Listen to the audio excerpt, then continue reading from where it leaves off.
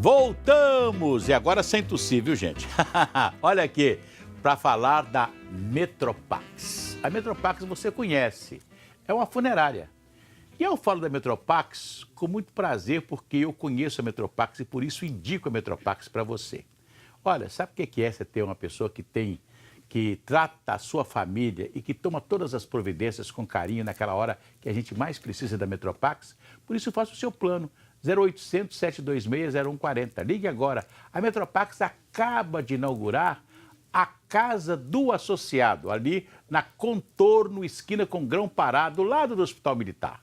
Dê uma chegadinha lá para você conhecer, tomar um cafezinho, bater um papo com a turma lá. 0800 726 0140.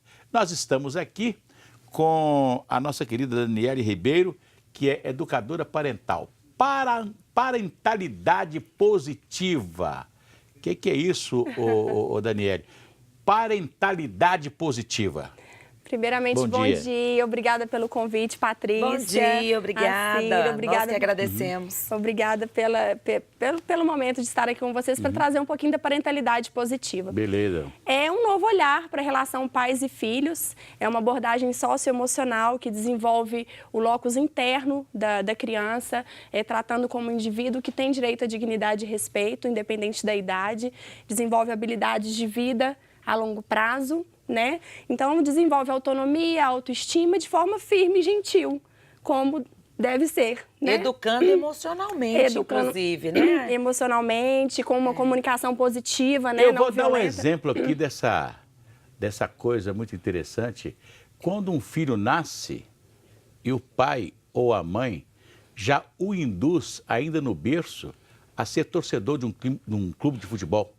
Por exemplo, né, de não deixar a criança resolver o dia que ela quisesse resolver. Sim. Vai ou não torcer para um time de futebol? Tem gente que assim, já põe a camisa do Cruzeiro, do Atlético, do Flamengo, ou qualquer time de futebol. Já nasce torcendo. Já nasce querendo que o menino já nasça torcedor. E gostando de futebol. E gostando de futebol, não é não? Né? Não.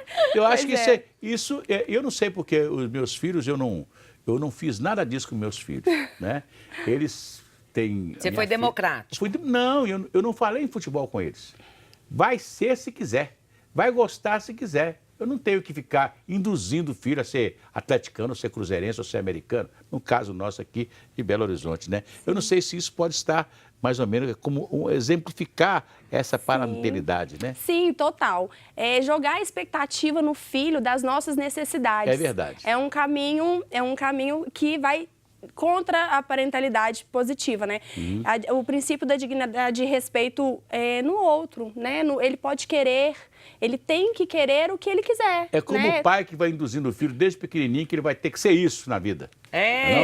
Talvez a frustração do pai de não ter sido, aí ele quer colocar aquilo no filho. Isso, e pai e mãe, a gente é pai e mãe sob a perspectiva de ser filho. A gente só aprende a ser pai e mãe quando a gente está naquele papel com um olhar de filho, você né? falou tudo, Dani, porque o que acontece? Nós estamos aí na contramão da sociedade, porque hoje ninguém está querendo ter filho, né? Quando tem um. Porque tá difícil, educar dá trabalho. E as pessoas estão querendo compensar as crianças, ficam fora de casa, aí a hora que chega, confunde muito essa questão do limite.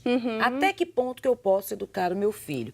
Como que a disciplina positiva vê isso, Dani? Então, a disciplina positiva vem colocado pela Jane Nelson, que é uma autora americana, doutora em educação, vó de muitos netos, mãe de muitos filhos, muito experiente, e ela coloca exatamente, entre o autoritarismo e a permissividade, existe um caminho do meio.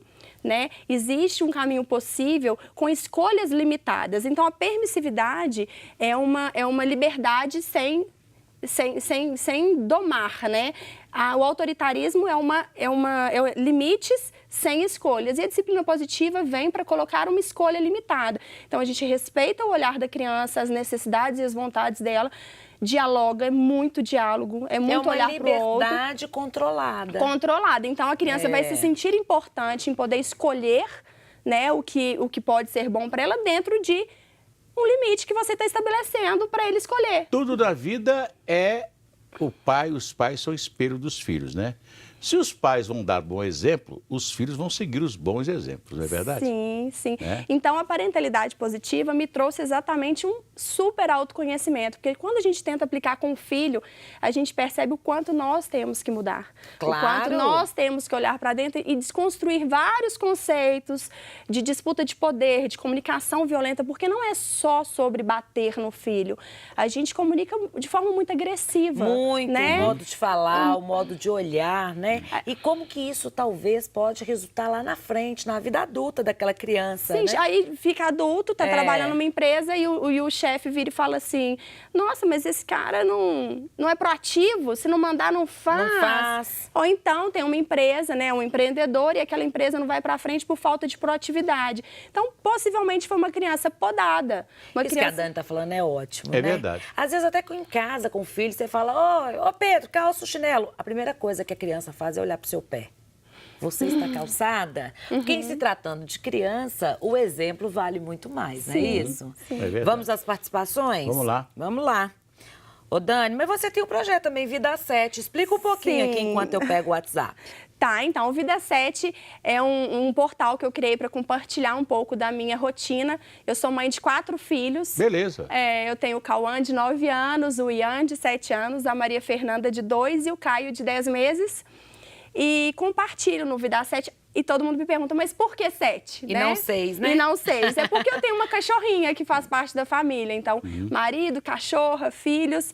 E eu compartilho no Vida 7, um canal no Instagram, no Facebook também, um pouquinho dessa rotina e coloco vários conceitos para disseminar mesmo esse conteúdo. Quem quiser, entra e tem um conteúdo, muito do que eu ministro nos workshops, né? E, então, a pessoa consegue buscar um conhecimento ali no portal. A rotina do dia a dia, É verdade. né? A Dani tem um quarteto fantástico, assim, eu tenho o trio ternura, né? Porque, e o detalhe é o seguinte, quem tem muito filho igual a gente, nós nunca somos convidadas para festa em buffet. Não. Não. Festa, quando me convida é porque me amam mesmo. Muito. E aí nós vamos, que aí nós já somos 10% da festa, né? Exatamente. Três meninos correndo numa casa. Exatamente. Você imagina? Imagina ela que são 4, né? Eu passo por isso. Olha só, a participação da Rosilene. Eu sempre falo aqui que criança, a coisa que a criança mais gosta e que você tem que dar para a criança é o espaço para ela correr. Porque toda criança gosta de correr.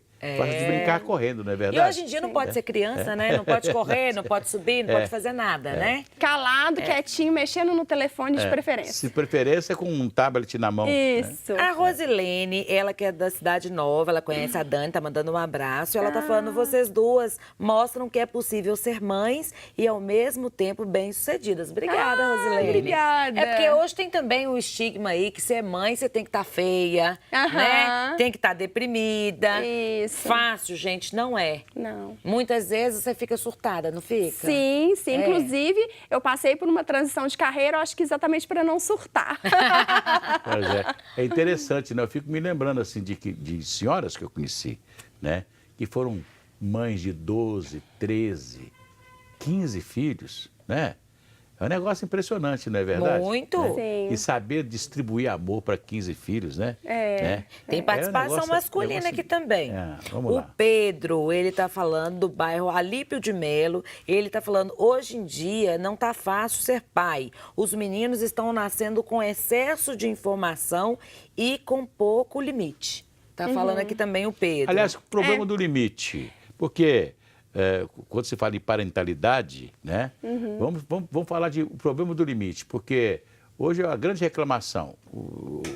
Os pais não estão dando limite e os filhos vão para a escola e acham que a escola é que tem que ser a educadora do filho. Isso. Eu tive numa reunião ontem lá na paróquia de Santa Luzia, na Cidade Nova. Sei. E lá estavam presentes Padre algumas João Dantas diretoras. ainda está lá ainda?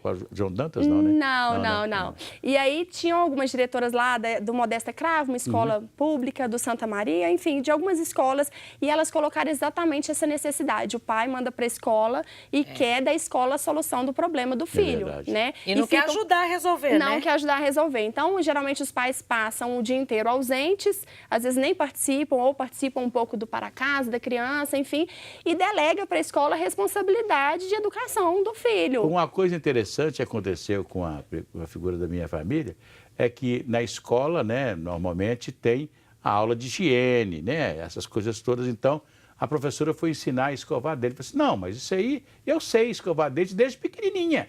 Não? Você imagina, Sim. escovar dente. Eu costumo dizer... Porque faz parte da aula de higiene, mas a criança já não precisava mais ter alguém para ensiná-la a escovar o dente, é coisa que ela já fazia, Eu desde costumo quando falar entendeu muito por gente, isso, não é verdade? Assim, olha, gente, é muito interessante, porque o por favor, muito obrigado, sinto muito, licença, né? A gentileza, a educação, seja em berço, manjedouro, o que é que a criança nasceu, é necessário que isso ela aprenda em casa. Pois é, não é a pobreza E no exemplo, né, e nem a gente? riqueza que vai dar exemplo de boas maneiras a uma criança, não é verdade? Isso. São os pais que têm que dar. Isso. E pai, para ser bom pai, não precisa de ser rico, não precisa de ser remediado, nem da classe média. O pai é pai. Pai é e pai. Tem que ser pai, né?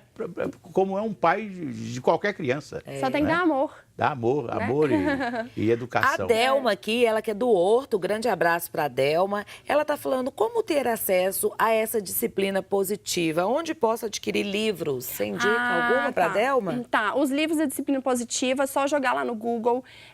Disciplina positiva, se não me engano, .org. Mas se colocar lá Jane Nelson, Jane-N-E-L-S-N, Jane Nelson é autora dos livros da disciplina positiva e consegue comprar. É da editora Manoli. Ah, tá dado o recado Tá. aí, Delma. Obrigada pela sua participação. Lembrando que disciplina positiva é um dos braços da parentalidade positiva, que também tem a inteligência emocional, a comunicação não violenta.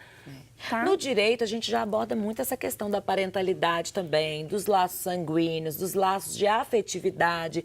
Tá faltando afetividade, tá faltando ternura, Tá Dani? faltando vínculo. Olha, a palavra-chave é vínculo. Tá faltando vínculo. Tá faltando verdade. olhar no olho da criança e entender a necessidade. Tá faltando olhar para a criança.